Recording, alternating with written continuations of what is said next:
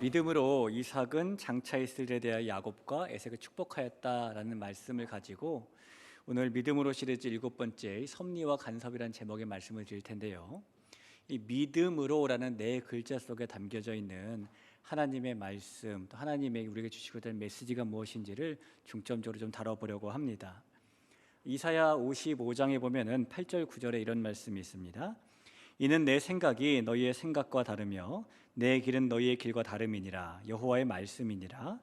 이는 하늘이 땅보다 높음같이 내 길은 너희의 길보다 높으며 내 생각은 너희의 생각보다 높음이니라. 이 말씀에 의하면 하나님의 생각과 하나님의 계획은 또 얼마나 크고 얼마나 높고 또 얼마나 깊은 것일까요? 또한 그 생각과 그 계획을 이루시는 하나님의 일하심은 얼마나 정확하고 또 얼마나 세밀하고 또 얼마나 선하신 것일까요? 이렇게 하나님의 크고 깊고 넓은 높은 생각과 계획을 정확하고 세밀하고 선하게 이루어 가시는 것을 섭리와 간섭이라고 합니다. 이 믿음의 길을 걷는 사람들에게는 항상 그런 하나님의 섭리와 간섭이라는 게 있습니다. 이삭은 이렇게 하나님의 섭리와 간섭을 경험한 대표적인 사람인데요. 오늘 이삭의 이야기를 살펴보면서 그가 가진 믿음으로라는 것이 무엇인지를 또 그 안에 어떤 하나님의 간섭과 섭리가 있었는지를 발견하면서 저와 여러분을 향한 하나님의 선하신 뜻도 함께 발견하는 시간이 되었으면 좋겠습니다. 이 이삭은 아브라함이 100세 때에 낳은 아들입니다. 창세기에는 총 4명의 족장들이 나오는데요. 아브라함, 이삭, 야곱, 요셉이죠. 이 4명 중에서 이삭의 수명이 가장 깁니다.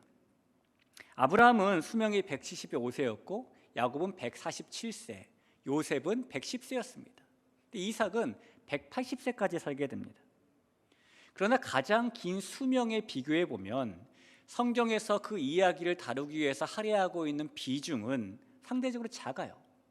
아브라함이나 야곱이나 요셉 이야기는 각각 한 사람당 12장 정도씩의 분량을 성경에 할당을 하는 반면에 이삭의 이야기는 단 2장만 할애하고 있습니다. 그러면서 이 2장에 나오는 이삭의 일생을 통해서 가장 많이 성경은 4명의 선조 중에서 축복하였다, 축복받았다라는 말도 많이 하고 있기도 합니다. 도대체 이삭은 어떠한 사람일까요? 우리가 이삭을 살펴보기 위해서는 먼저 그의 초기의 모습과 후기의 모습을 좀 구분해 볼 필요가 있습니다. 왜냐하면 이삭은 초기에 보여준 모습과 후기에 보여준 모습에 다름이 있기 때문입니다.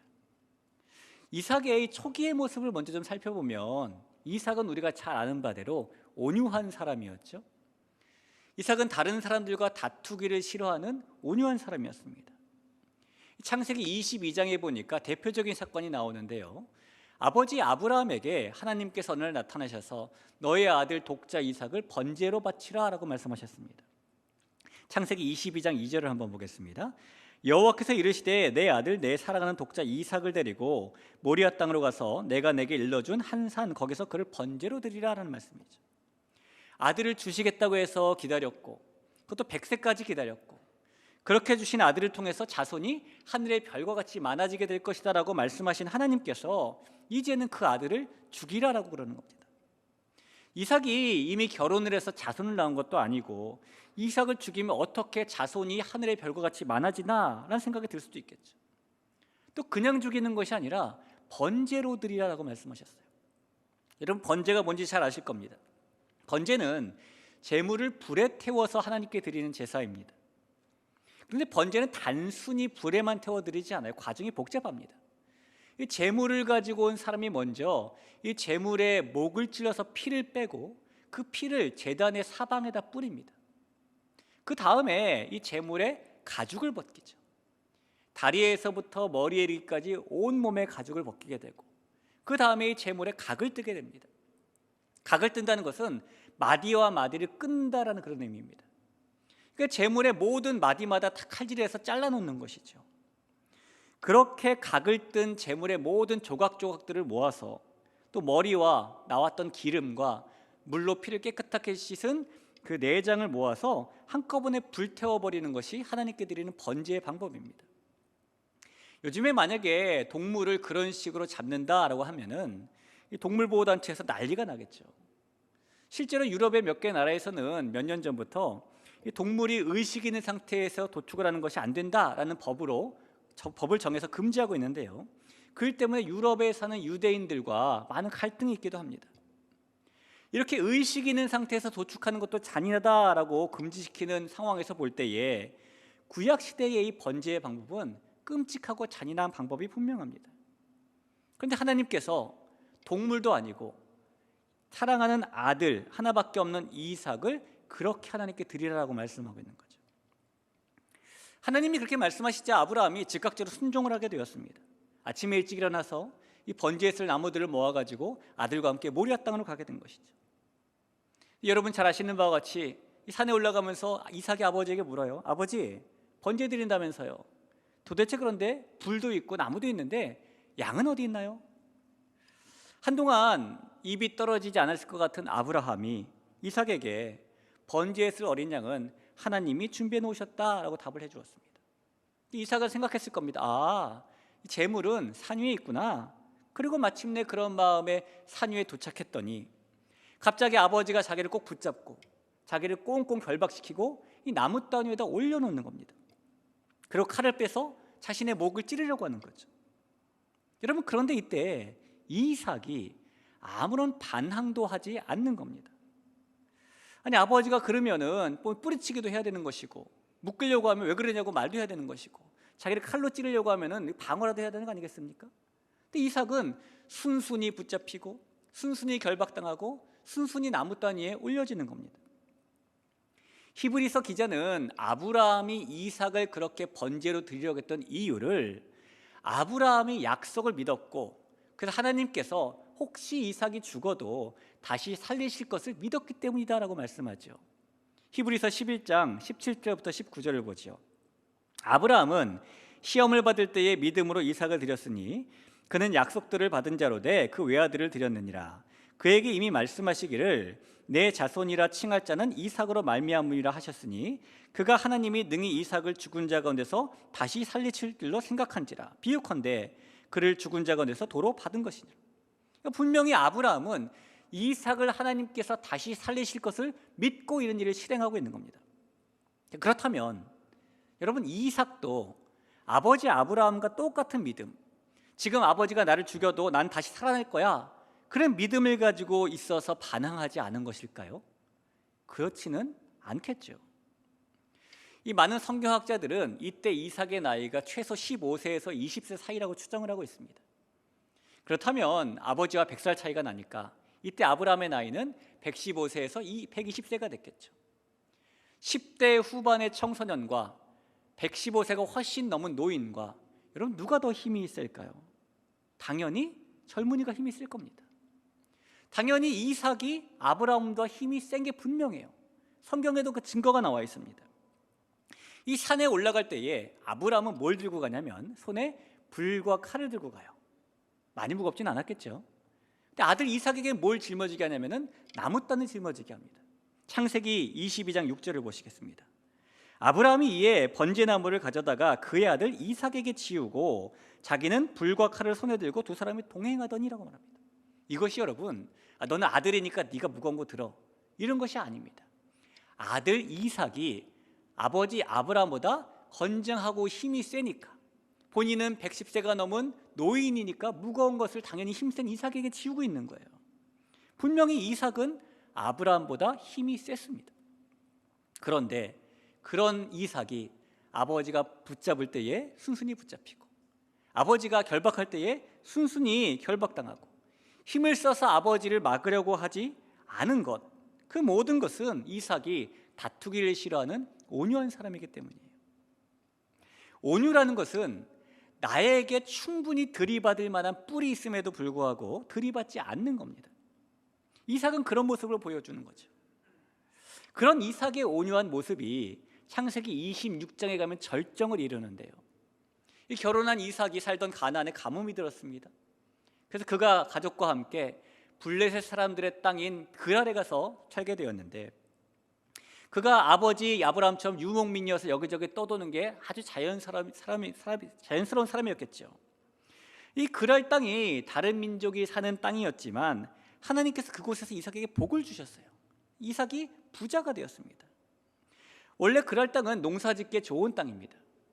그래서 가축을 키우던 이 이삭이 농사를 짓게 되었는데요, 웬일인지 전문적으로 농사지은 사람보다 한 번도 농사지어 본 적이 없는 이삭이 그곳에 손을 대니까 수확이 많이 거둬지고 그가 거부가 된 겁니다. 창세기 26장 12절 13절을 보겠습니다. 이삭이 그 땅에서 농사하여 그 해에 100배나 얻었고 여호와께서 복을 주심으로 그 사람이 창대하고 왕성하여 마침내 거부가 되었다라는 말씀입니다.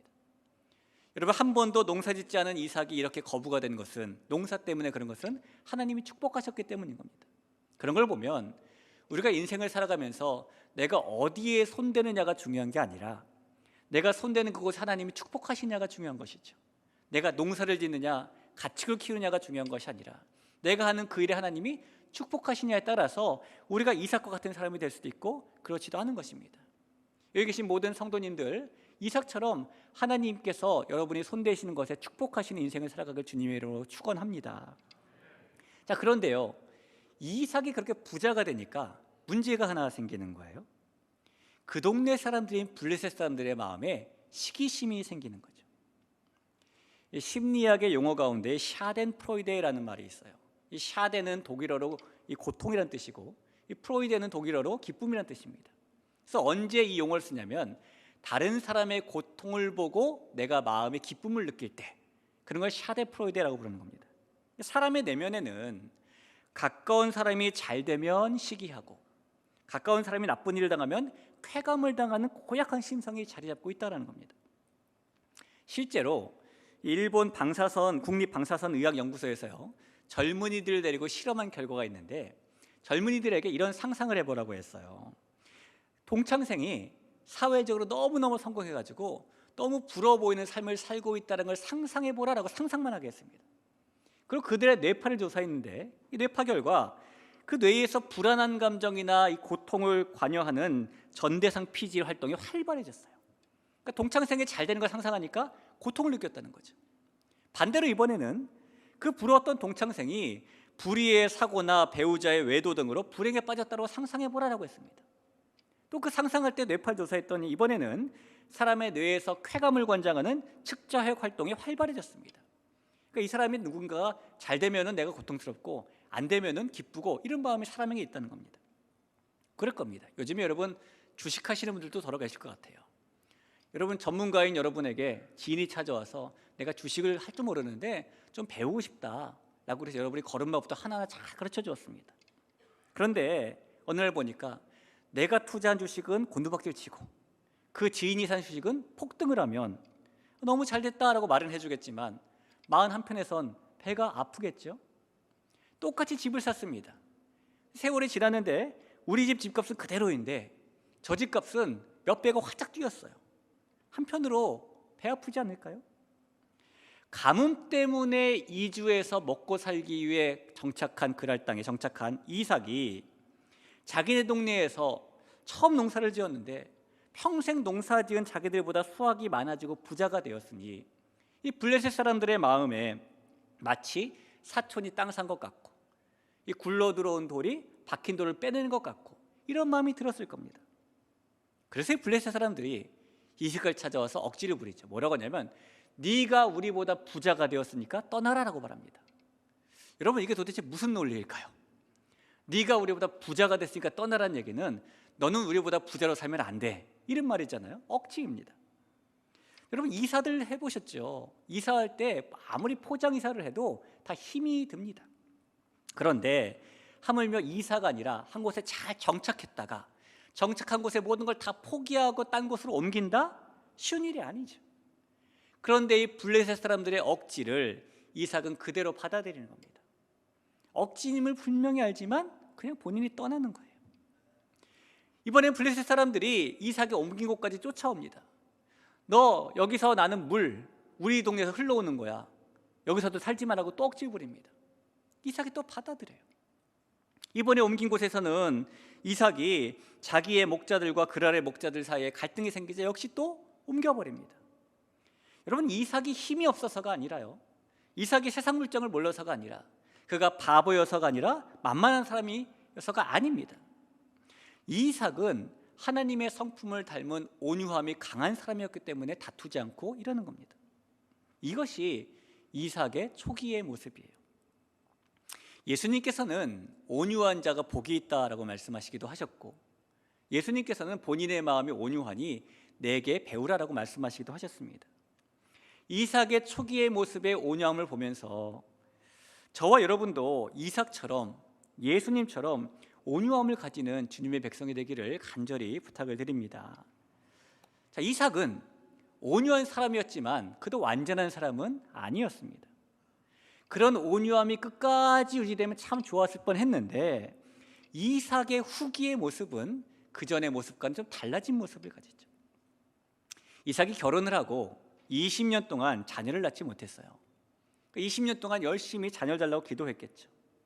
그렇게 긴 세월 기도한 결과 아내가 쌍둥이를 잉태하게 되었는데요.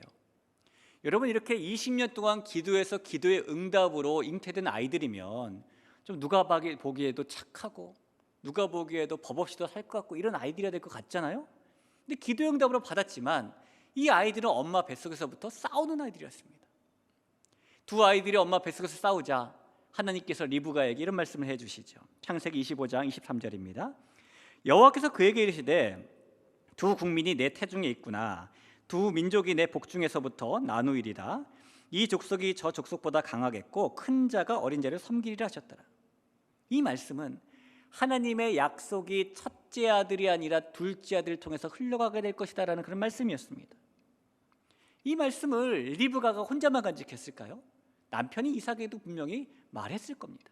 이삭도 분명히 알고 있어요. 그런데 막상 아이가 태어나자 이삭이 큰아들인 에서만 편애하는 겁니다. 부모님들의 자녀 사랑을 논할 때에 보통 깨물어서 안 아픈 손가락이 없다라는 표현을 쓰기도 하죠. 손가락 깨물어 보시면 다 아프겠지요. 근데 그 중에서 더 아픈 손가락은 또 있지요. 그렇게 더 아픈 손가락, 덜 아픈 손가락의 차이를 편애라고 부르는 게 아닙니다. 이삭이 에서를 편애했다는 것은 이삭이 에서만 좋아하고 야곱은 거들떠보지도 않았다, 이런 의미예요. 그 전에 보여줬던 이삭의 초기의 모습과 상상도 안 될 만큼 변한 모습이죠. 그리고 이 에서를 편애하는 모습은 더 확장되어서 이번에 이삭은 창세기 27장에 보면은 에서에게 축복을 주려고 합니다. 에서야, 네가 가서 사냥을 해서 고기를 잡아와라. 그것으로 맛있는 음식을 만들어 오면 내가 너에게 축복하리라. 이삭이 좀 전에 말씀드린 것처럼 하나님께서 리브가에게 주신 말씀, 큰 자가 어린 자를 섬기라는 말씀을 몰랐던 것도 아닌데 하나님의 약속이 에서가 아니라 야곱에게 흘러간다는 것을 알았음에도 불구하고 왜 이삭은 에서를 축복하려고 하는 것일까요? 그가 장자이기 때문일까요? 물론 에서가 장자입니다. 그 당시 구약시대의 장자는 대단한 권리를 가지고 있었어요. 아버지의 대를 이어서 형제들의 으뜸주의를 갖는 것이었기 때문에 형제들을 다스릴 수도 있었고 치리할 수도 있었습니다. 아버지가 재산을 물려받을 때는 그래서 장자에게 두 몫을 주기도 했죠.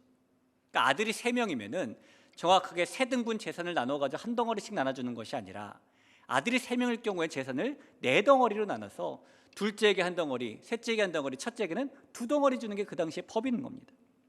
그러다 보니 고대 사회에서 장자의 권리는 매우 특별했겠죠. 이 특별한 권리가 잘못되지 않도록 법으로까지 정해놓고 있을 정도였어요. 그 당시 법에 의하면은 이 장자권에 있어서 가장 중요한 우선순위는 태어난 순서였습니다. 이 아버지가 여러 아들이 있을 때에 나는 첫째보다 그래도 이 아들이 더 좋아 라고 말한다고 해서 그 아들에게 장자권을 법으로 줄 수 없었고요. 아이 아버지가 만약에 여러 아내가 있을 때에 나는 그중에서 이 아내가 더 좋아 그래서 이 아내가 낳은 아들을 장자로 삼겠어 라고 말하는 것도 법으로 금지되어 있었습니다. 만약에 첫째 아들이 갑작스럽게 죽는 경우가 아니라면 장자권은 변할 수 없는 것이죠. 이 이삭이 당시의 이 법에 따라서 에서에게 축복을 주려고 한 것일까요? 이삭이 하나님의 법까지 하나님의 말씀까지 귀담아 듣지 않고 무시하면서 에서에게 축복을 하려고 했던 이유, 심지어 이삭 자신도요 장자가 아님에도 축복을 받았잖아요. 이삭에게는 아버지 아브라함이 본인이 태어나기 전에 하갈을 통해서 낳았던 형 이스마엘이 있습니다. 그러니까 순서로 따지면 이삭도 첫째가 아니에요. 근데 본인이 약속을 받았고 축복을 받았음에도 불구하고 왜 이삭은 둘째 야곱, 하나님이 말씀하신 야곱이 아니라 이삭에게 축복을 하냐라는 겁니다. 여러분, 그 이유가요, 모든 답은, 제가 묻는 모든 답은요, 성경에 다 나와 있어요. 창세기 21장 1절에 보면, 27장 1절에 보면 그 답이 나와 있습니다.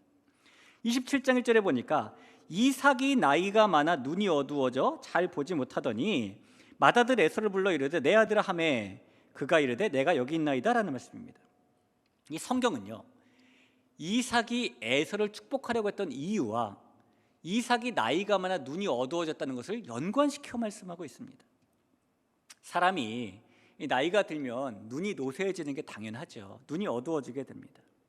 제가 이 자리에 여러 어르신들이 계신데 드리기에 너무너무 죄송한 말씀이지만 요즘에 가만히 제가 책을 보다 보니까 저도 모르게 이렇게가 아니라 이렇게 하고 있는 걸 보게 되더라고요. 내가 이렇게 하고 있네? 또 어느 순간에 보니까요, 저도 모르게 안경을 이렇게 하고 있어요.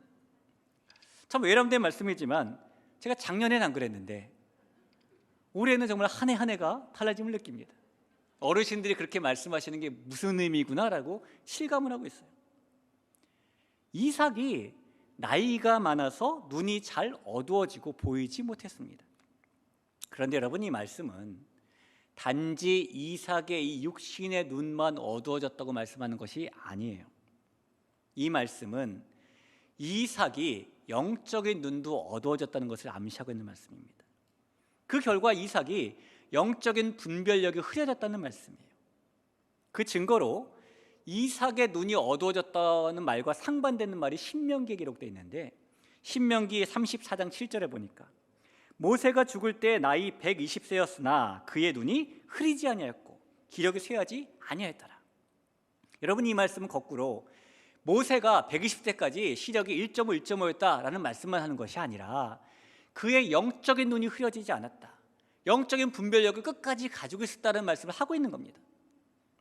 모세의 눈이 흐려지지 않았다는 것이 모세가 영적인 분별력이 있었다라는 말씀인 것처럼 이삭의 눈이 어두워졌다는 말씀은 이삭이 영적인 분별력을 잃었다라는 말씀인 거예요. 그 결과 이삭이 초기에 하나님을 닮은 온유함과는 다르게 나이가 들면서 영적인 분별력이 흐려졌고, 그래서 이삭은 에사가 사냥한 고기를 좋아하고 에서를 편애하는 실수를 하는 것이며, 그래서 이삭은 리브가를 통해 주신 하나님의 약속을 귀담아 듣지 않는 실수를 하는 것이고, 그래서 이삭은 하나님의 약속과 다르게 야곱이 아니라 에서를 축복하려고 하는 것입니다. 이렇게 후기의 이삭의 모습은 영적인 분별력이 흐려진 사람으로 성경은 묘사하고 있습니다. 이런 모습을 보면 여러분, 우리가 이 땅을 살아갈 때에, 특별히 믿음의 길을 걸어갈 때에 영적인 분별력을 가지고 사는 것은 매우 매우 중요한 것 같습니다. 영적인 분별력이라는 것은 하나님의 선하시고 기뻐하시고 온전한 뜻을 분별하는 힘이죠. 이 로마서 12장 2절에 보니까 그렇게 써 있습니다. 너희는 이 세대를 본받지 말고 오직 마음을 새롭게 함으로 변화를 받아 하나님의 선하시고 기뻐하시고 온전하신 뜻이 무엇인지 분별하도록 하라. 내가 오랜 세월에 걸쳐서 형성된 생각을 가지고 있고, 또 오랜 경험을 통해서 가졌던 관점을 가지고 있고, 견해를 가지고 있고, 신념을 가지고 있을지라도 그런 것보다 하나님의 뜻을 따르기 위해서 애쓰는 모습을 가질 때에 저와 여러분이 이삭의 변질된 후기의 모습처럼 눈이 어두워지는 것이 아니라 모세처럼 눈이 흐리지 않는 인생을 살게 될 줄로 믿습니다. 그러한 영적인 분별력을 가지고 주님의 뜻만을 쫓아갈 수 있는, 선하고 기뻐하시고 완전하신 그 뜻만을 추구하며 살아갈 수 있는 저와 여러분이 되기를 간절히 축원합니다. 자, 이삭이 그렇게 영적인 눈이 어두워져서 에서를 축복하려고 했습니다. 그러나 그 일에 변수가 하나 생겼죠. 이 아내인 리브가가 남편의 계획을 듣고 에서가 사냥하러 간 사이에 야곱을 몰래 에서처럼 변장시켜서 축복을 가로챈 겁니다. 이삭은 야곱에게 축복을 다 해준 다음에 에서가 후일에 나중에 돌아왔을 때에 자신이 속았구나라는 걸 알았어요. 그런데 여러분, 이삭이 내가 속았구나라는 걸 안 다음에 성경은 그의 모습을 어떻게 표현하냐면 그가 심히 크게 떨었다라고 말합니다. 창세기 27장 33절을 보시죠. 이삭이 심히 크게 떨며 이르되 그러면 사냥한 고기를 내게 가져온 자가 누구냐? 내가 오기 전에 내가 다 먹고 그를 위하여 축복하였은즉 그가 반드시 복을 받을 것이니라.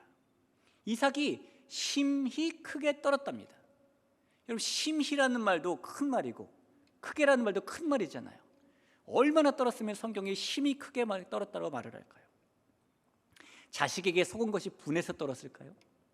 아니면 저 성미 급한 에서가 가만히 있지 않을 것 같아서 떨었을까요?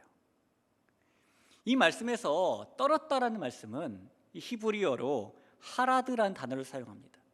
이 하라드라는 단어는 두려워서 떨었다라는 의미예요. 또 다른 의미로는 부끄러운 얼굴이 되었다라는 의미입니다. 이 단어의 뜻을 놓고 보면 이삭이 떨었던 이유는 이거죠.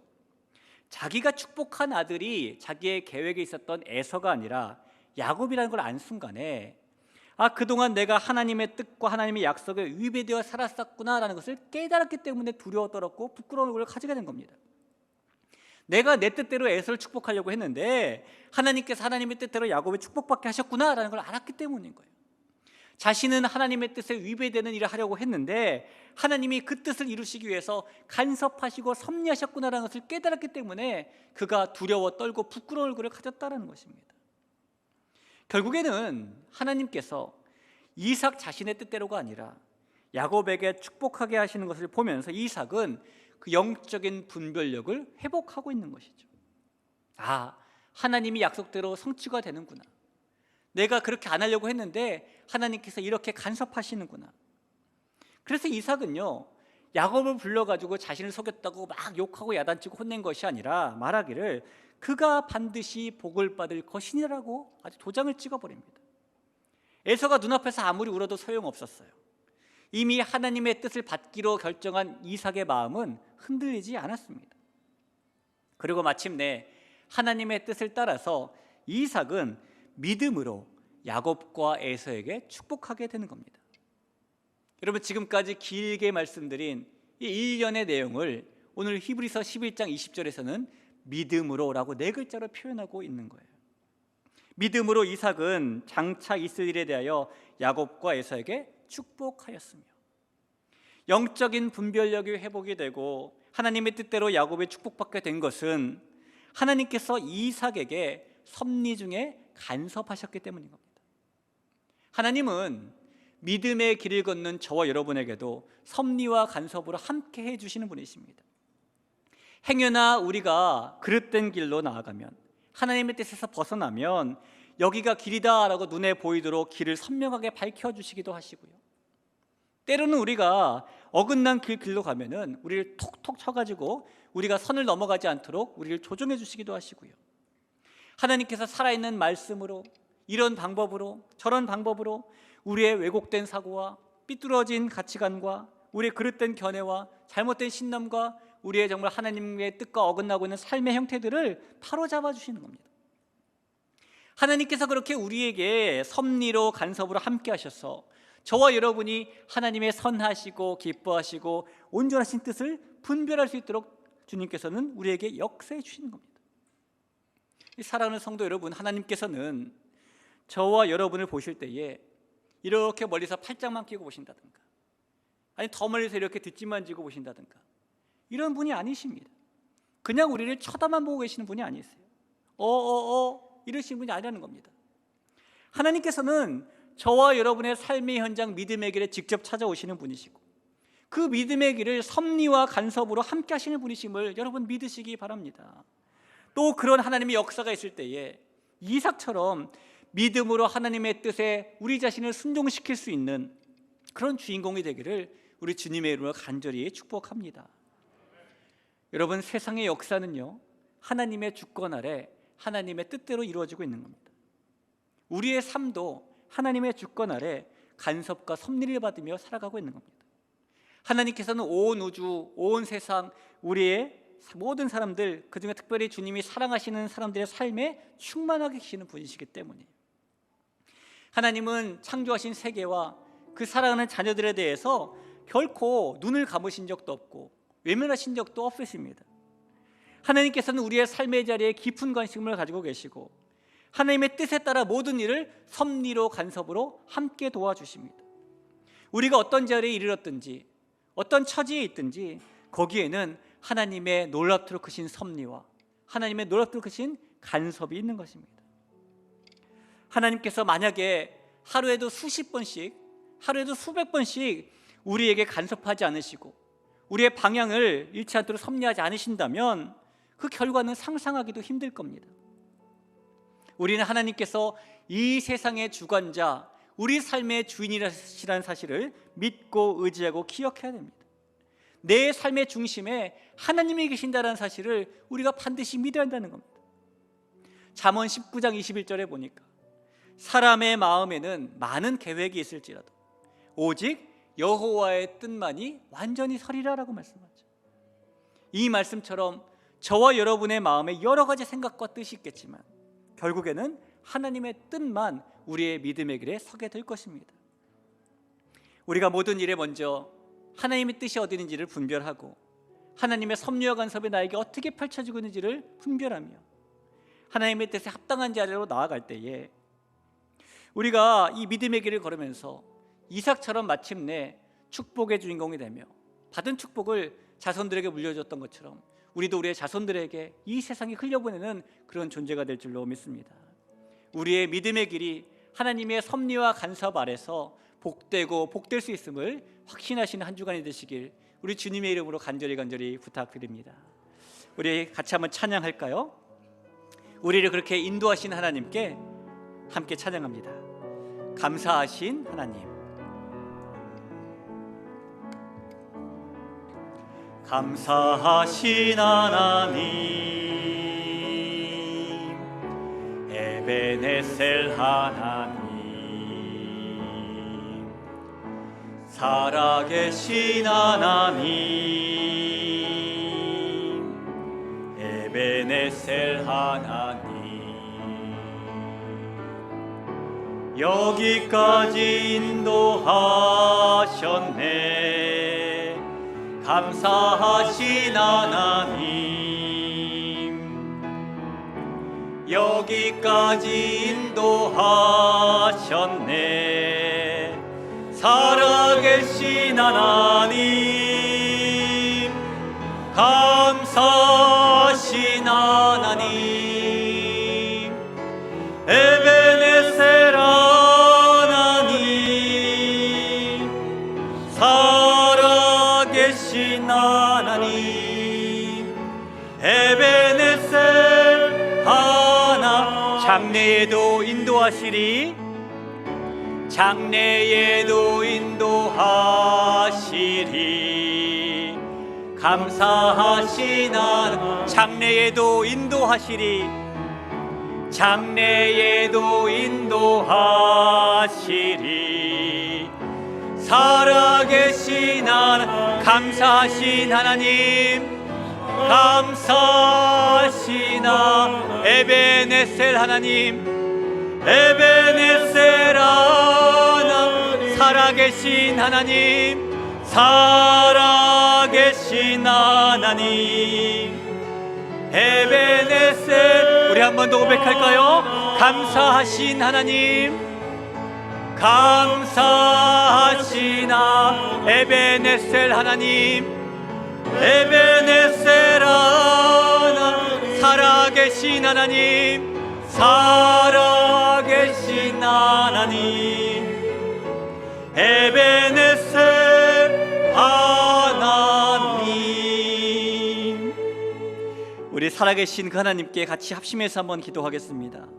하나님, 하나님의 섭리와 하나님의 간섭이 나의 삶 가운데에 동행하고 있음을 믿습니다. 하나님, 내가 하나님의 뜻을 분별하지 못할 때에, 혹시 내가 그릇된 길로 갈 때에 하나님의 섭리 중에 간섭 중에 나의 삶을 도우시며 인도하시며 다시 한번 주님의 뜻대로 주님께서 회개시킬 수 있도록 도우심을 또한 믿습니다.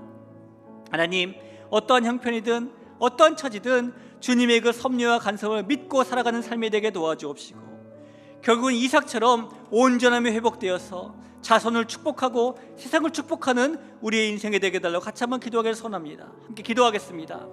하나님 아버지, 우리가 이 땅을 살아가며 하나님의 간섭과 하나님의 섭리 가운데에 은혜를 누리며 살아가길 간절히 바랍니다. 하나님, 우리가 때로는 이 영적인 눈이 어두워져서 분별함을 잃고 그릇된 길로 갈 때가 있지만, 하나님 그럼에도 불구하고 우리를 내어버려 두지 아니하시고 섭리로 간섭으로 우리를 도우시는 분이 하나님이시기 때문에 우리가 이 길을 굳건히 걸어가게 되는 줄로 믿습니다. 이 믿음의 길에서 벗어날지라도 다시 우리를 들어 믿음의 길에 올려놓으시는 분 하나님이신 줄로 믿고 나아가오니, 하나님, 우리가 이삭처럼 그 길을 회복하고 자식을 축복하며 세상을 축복하는 주인공이 될 수 있도록 도우시며 함께하여 주시옵소서. 하나님께서 우리에게 약속을 주시며 하나님께서 우리에게 복을 흘려주신 것은 하나님 가지고 있는 이 복을 또 이 세상을 축복하는 데 쓰고 우리의 자손을 축복하는 데 쓰라고 주신 줄로 믿사오니, 그런 주인공 우리가 되어서 이삭이 걸었던 믿음으로의 그 길이 우리의 길이 될 수 있도록 은혜를 더하시며 함께하여 주시옵소서. 지금도 살아계신 하나님 아버지, 우리의 삶 가운데에, 특별히 우리의 믿음의 길 가운데에 섭리와 간섭으로 함께 하심에 감사드립니다. 하나님, 때로는 우리가 이 믿음의 길을 잃기도 하고 우리의 처지와 환경 때문에 낙담되기도 하고, 우리가 때로는 이 인생을 걸어가면서 하나님의 뜻을 분별하지 못할 때도 있지만, 그런 우리를 그대로 내어버려 두시는 것이 아니라 우리의 삶의 자리에 찾아오셔서 간섭하시고 섭리하신 하나님이 계시기 때문에 우리가 다시 믿음의 길을 힘을 내어 걸어갈 수 있음을 고백하며 나아갑니다. 살아계신 하나님 아버지, 사랑하는 대길교회 모든 성도님들 가운데에 하나님의 섭리와 간섭이 끊이지 않도록 도와주셔서 마침내 이삭처럼 온전함이 회복되고 우리의 자손을 축복하며 주님께 받은 복을 세상으로 흘려보낼 수 있는 삶의 주인공이 될 수 있도록 도와주옵소서. 그 섭리와 간섭 가운데 우리가 인생을 살아갈 때에 그런 축복의 통로가 되는 삶을 우리가 살게 될 줄을 믿사오니, 반드시 그런 삶의 현장 가운데 우리가 중심에 있을 수 있도록 은혜 위에 은혜를 더하여 주시옵소서.